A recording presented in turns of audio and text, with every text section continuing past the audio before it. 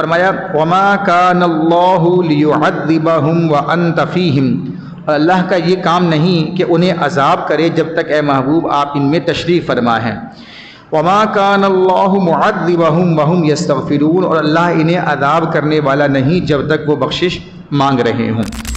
یہ آیت مبارکہ بتا رہی ہے کہ اللہ تبارک و تعالی کی عادت کریمانہ ہے کہ مالک کریم جل و تعالی کسی قوم میں اس وقت تک عمومی عذاب نازل نہیں فرماتا جب تک کہ اس قوم کا نبی ان میں تشریف فرما ہو۔ جیسا کہ آپ نے حضرت موسیٰ علیہ السلام کا پیچھے واقعہ سماعت کیا، حضرت موسیٰ علیہ السلام بنی اسرائیلیوں سے چھٹکارا پانے کے لیے اپنے مؤمنین کو لے کر، اپنے مسلمانوں کو لے کر وہاں سے روانہ ہوئے۔ جب آپ نے سمندر پار کر لیا تب قوم فرعون پر عذاب آیا۔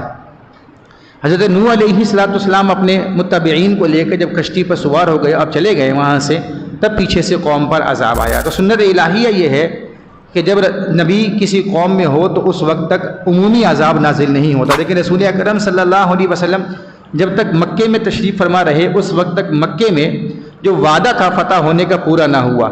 سرکار مکے سے تشریف لے گئے، پیچھے کچھ مسلمان رہے، جب وہ بھی مدینے آ گئے پھر اللہ تعالیٰ نے وعدہ پورا فرمایا اور مکے والوں کو اللہ تبارک و تعالیٰ نے شکست عطا فرمائی اور پھر مکہ فتح ہو گیا۔ تو یہاں سے پتہ لگا کہ اللہ تعالیٰ جب کسی قوم کا نبی اس قوم میں ہو تو اللہ تعالیٰ عمومی عذاب نازل نہیں فرماتا۔ اور یہیں سے ایک بات پتہ لگی، وہ یہ کہ عذاب سے امن میں رہنے کا ایک ذریعہ استغفار بھی ہے۔ جیسے فرمایا آیت کے اگلے حصے میں وما کان اللہ معذبہم وہم یستغفرون، اللہ اس وقت تک ان کو عذاب نہیں کرے گا جب تک ان میں استغفار کرنے والے موجود ہوں۔ ایک حدیث پاک میں رسول اکرم نور مجسم شاہ بنی آدم صلی اللہ تعالی علیہ وسلم نے فرمایا اللہ تعالیٰ نے میری امت کے لیے مجھ پر 2 امن والی آیت نازل فرمائی، یعنی ایک ہی آیت کے 2 حصے۔ فرمایا ایک تو یہی ہے وما کان اللہ لیعذبہم وانت فیہم، اور دوسری ہے وما کان اللہ معذبہم وہم یستغفرون۔ فرمایا جب میں اس دنیا سے پردہ کر جاؤں گا تو قیامت تک کے لیے استغفار چھوڑ دوں گا۔ معلوم یہ ہوا کہ استغفار ایک ایسی کنجی ہے جو عذاب سے بچاتی ہے۔ اگر انسان چلتے پھرتے اسے پڑھنے کی عادت بنا لے تو دنیا و آخرت کی بے شمار مشکلات آسان ہو جاتی ہیں۔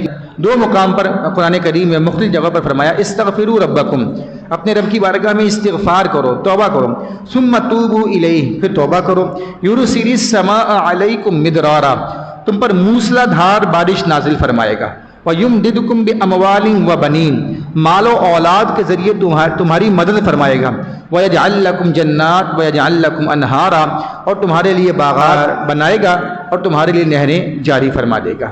یہ آیات بتاتی ہیں کہ جب انسان کسی مصیبت میں مبتلا ہو، چھٹکارا چاہے تو استغفار کرے، اور آنے والی مصیبتوں سے اگر ایڈوانس میں بچنا چاہتا ہے تو کثرت کے ساتھ استغفار کرے۔